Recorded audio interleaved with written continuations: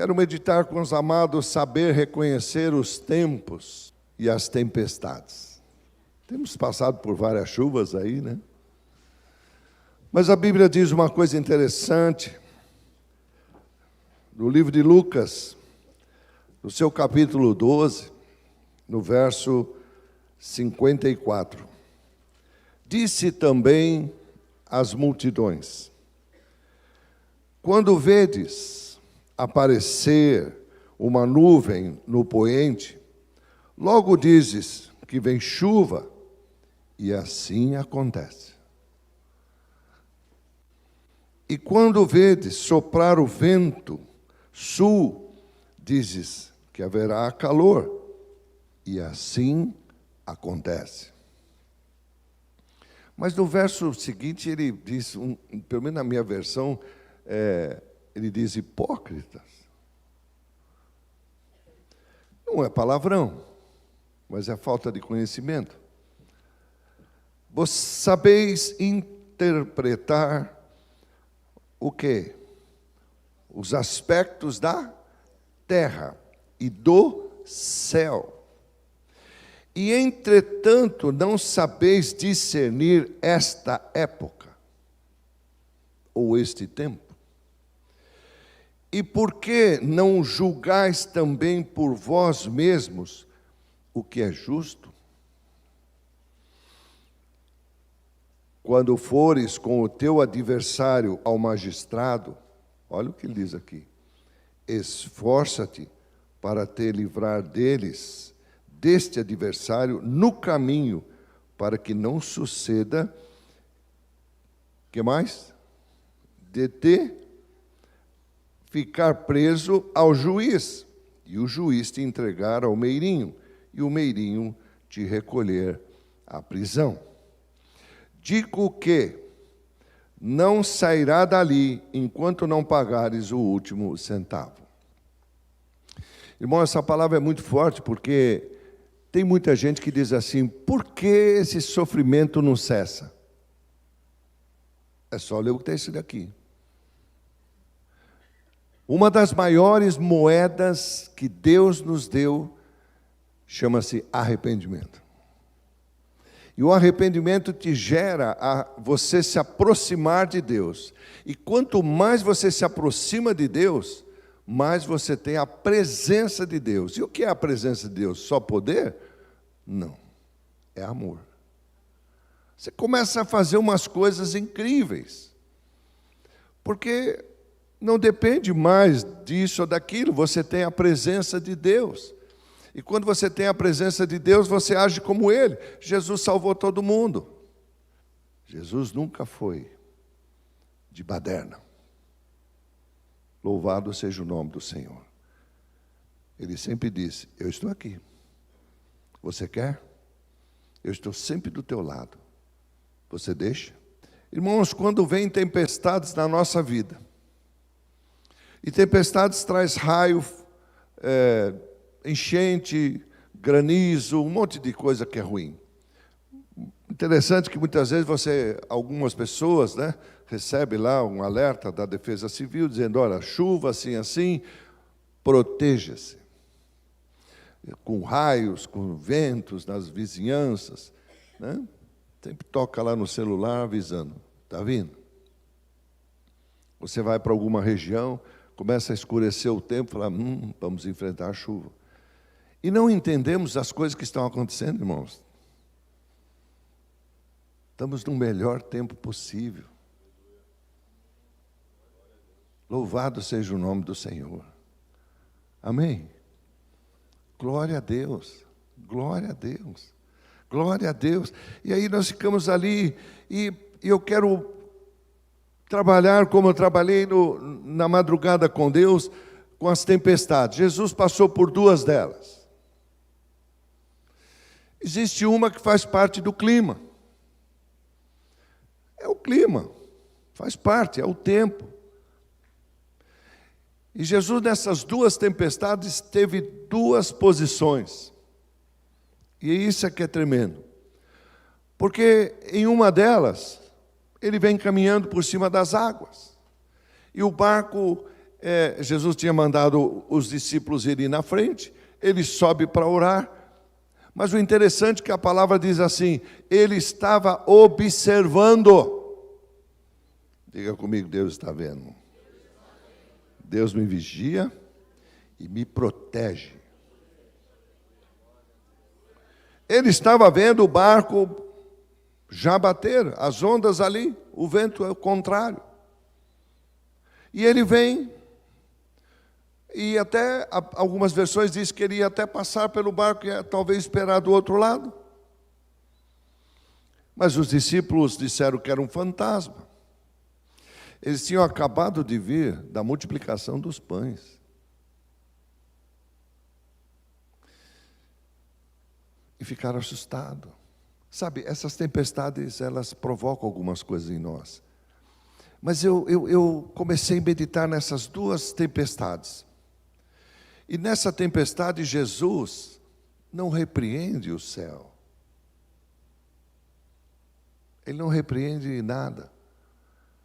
Do momento que ele entra no barco, ela acalma. Mas na outra, Jesus está dentro do barco.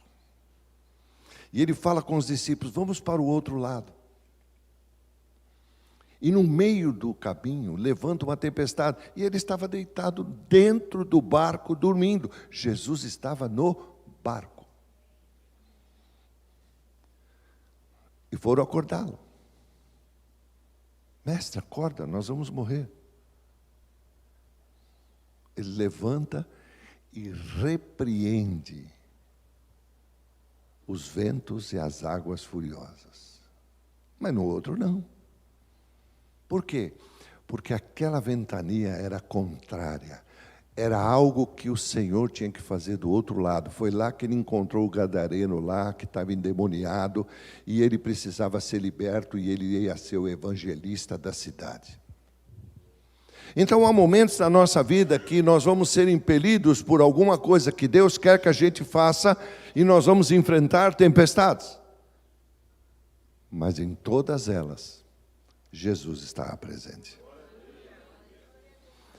Ele fez uma promessa, irmãos, que muita gente esquece. Eu nunca vou te abandonar. Eu nunca vou deixar de estar do teu lado. Algumas coisas ele vai até livrar, outras ele vai passar conosco. Vai nos fortalecer a fé. E nós vamos passar com ele. Mas uma coisa é certa. Nunca estaremos sozinhos. E nós sabemos, e vamos então para o livro de Mateus, no seu capítulo 8. Aqui ele está falando de uma tempestade. Então, no verso 23, então entrando ele no barco, seus discípulos o seguiam. E eis que sobreveio no mar uma grande tempestade, de maneira que o barco era jogado pelas ondas, entanto Jesus está dormindo. Mas os discípulos vieram acordá-lo e chamando, vamos morrer. Perguntou então Jesus, por que você está tão tímido? Levantou-se, mandou parar vento e mar, fez uma grande bonança, e maravilharam-se os homens, dizendo que, quem é este que até os ventos e o mar lhe obedecem? Há um momento nessa tempestade que eles estão reconhecendo e dizendo, quem é esse que acalma mar e vento? E num outro momento de tempestade também, eles não afirmam mais isso, eles afirmam, verdadeiramente, esse é o Filho de Deus. É experiência, irmãos. Deus está ordenando a sua igreja, cresça na graça, no conhecimento daquele que te criou.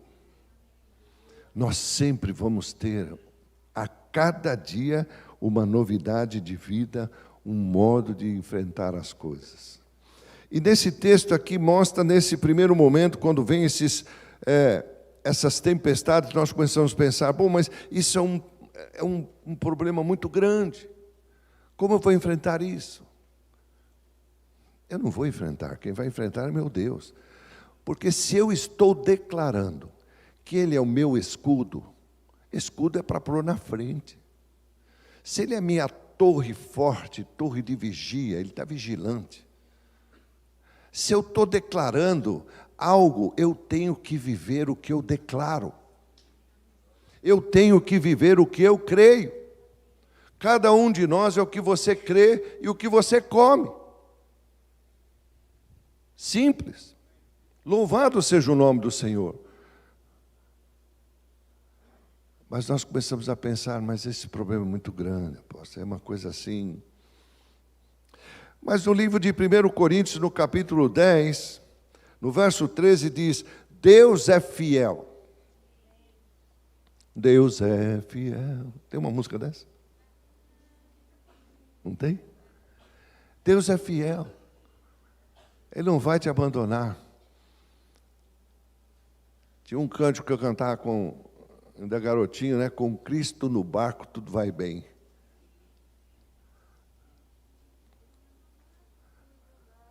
Exatamente, com Cristo no barco vai muito bem. Muito bem. Apóstolo, eu não gosto de barco. Do que você gosta? Gosto de trem. Vou no trem das boas novas lá do céu.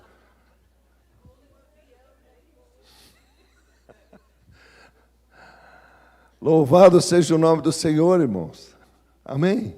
Esse é o nosso Deus. Ele diz, Deus é fiel. Não vai, o que está escrito aí? Permitir que você seja tentado além das vossas forças. Então a tentação virá. E eu vou ter que dar um jeito de resistir. Tem hora que eu vou furar, eu vou fracassar e vou errar feio. Mas você tem que se levantar e falar, não! Não é isso. Não é isso. Ele disse, ninguém. Ele não vai permitir que seja tentado além das tuas forças. Então você vai ter força para resistir. Você vai ter força para dizer, não. Não vou. Estou fora. Pelo contrário, olha o que ele diz aí. Juntamente com a tentação, vai prover livramento. Hoje é o grande dia. Você esqueceu. Estava nas redes de Deus, na Bíblia de Deus escrito. Hoje é o grande dia. Tem um cântico assim, não tem? Hoje, esse é o dia, é verdade. Esse é o dia. Quem fez? Me alegrarei e vou celebrar. Agora, essa canção você cantando agora, né? E os céus vendo e ouvindo.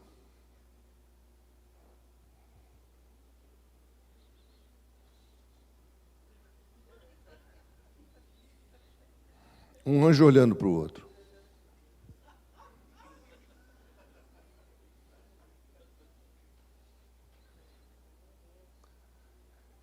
E aí eles vão para o outro lado, que é o lado esquerdo de quem vê.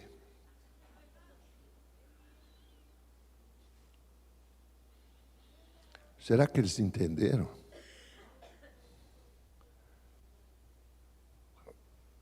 E aí tinha lá o anjo lá mais na ponta, perguntou assim, não está lembrando um cortejo?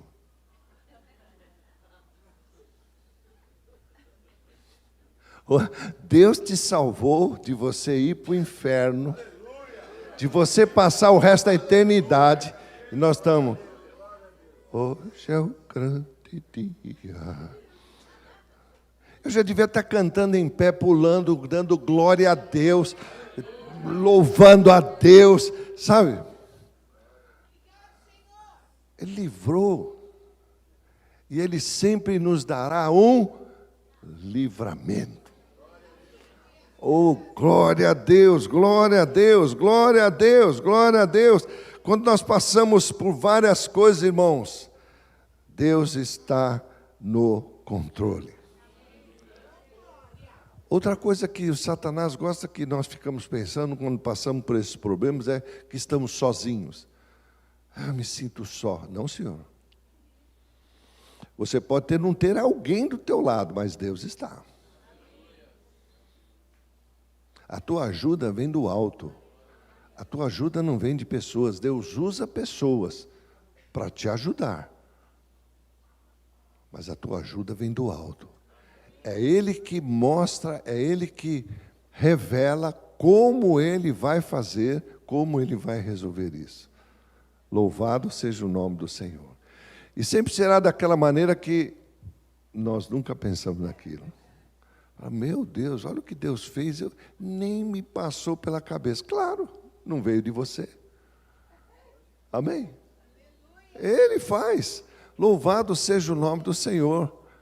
Aleluia, aleluia. Já pensou que coisa maravilhosa?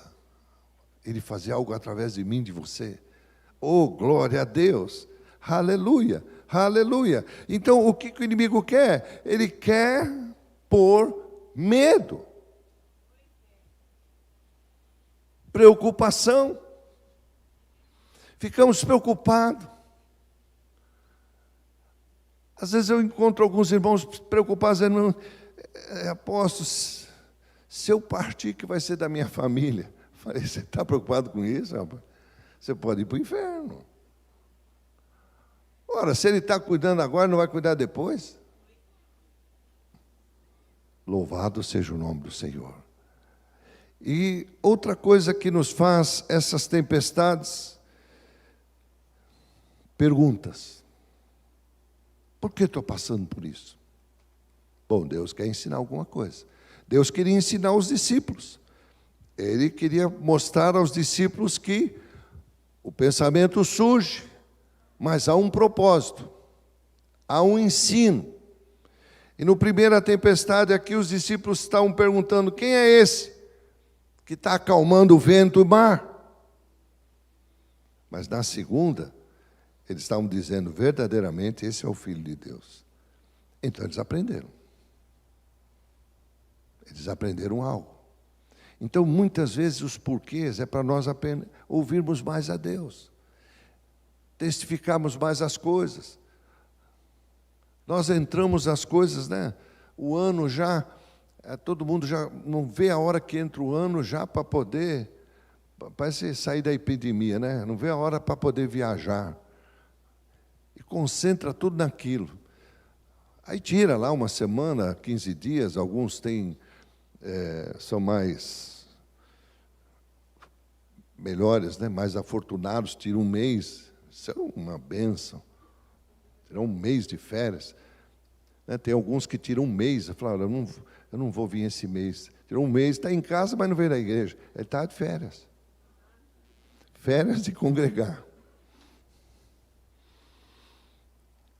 E depois, quando volta, irmão, você ficou parado tanto tempo, pega um relógio, deixa parado lá, você vai ver que a bateria gastou, ou a corda acabou, ou se ele trabalha com a luz do dia, ele parou.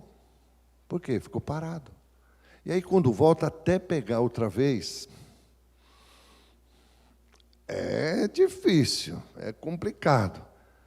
Parece que você está num lugar novo, você olha para os irmãos e fala, parece que mudou os irmãos. Não, quem mudou foi você, porque você voltou mais frio.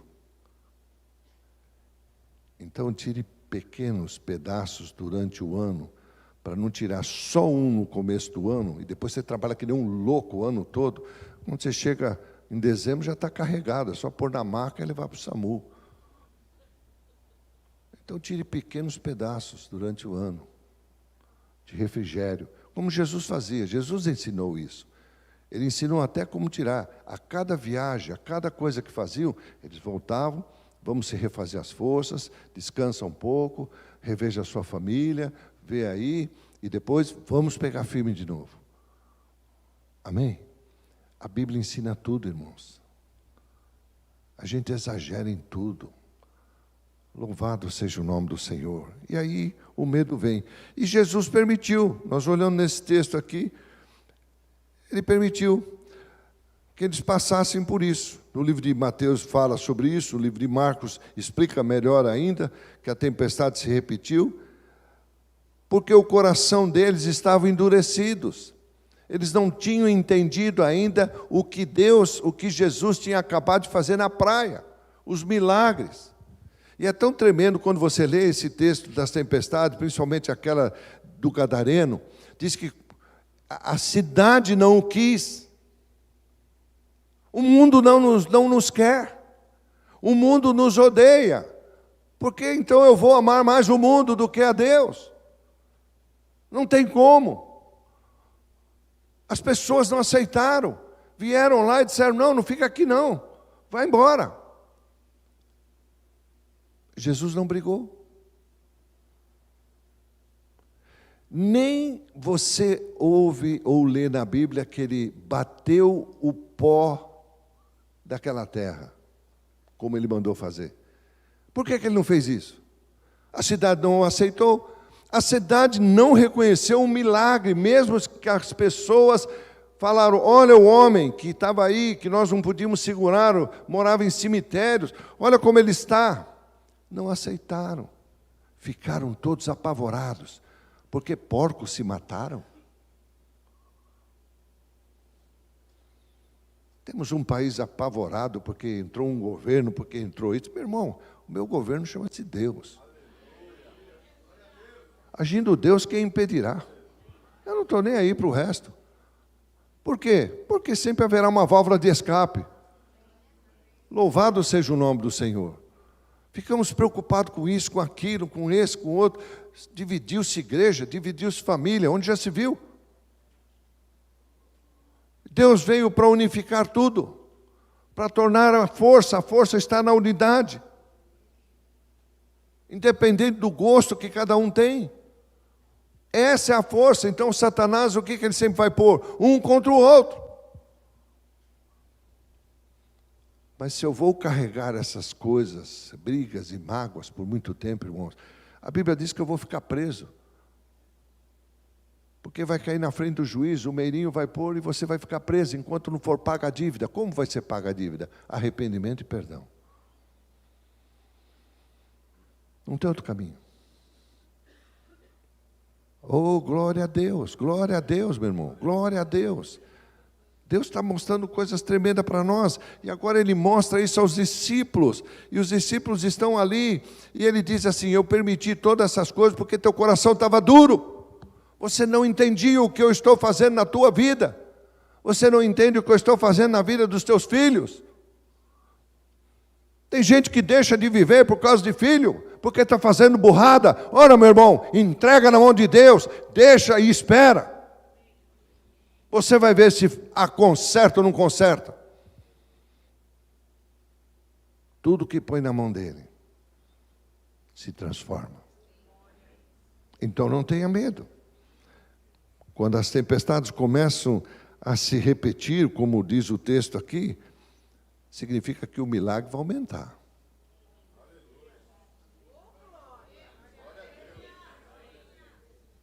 Amém? Vai aumentar. Louvado seja o nome do Senhor. Louvado seja o nome do Senhor Jesus. Jesus permitiu que essas tempestades viessem, para que os discípulos pudessem conhecer quem é o Senhor dos senhores. Louvado seja o nome do Senhor Jesus. E eu termino aqui dizendo, a primeira tempestade, Jesus estava dentro do barco,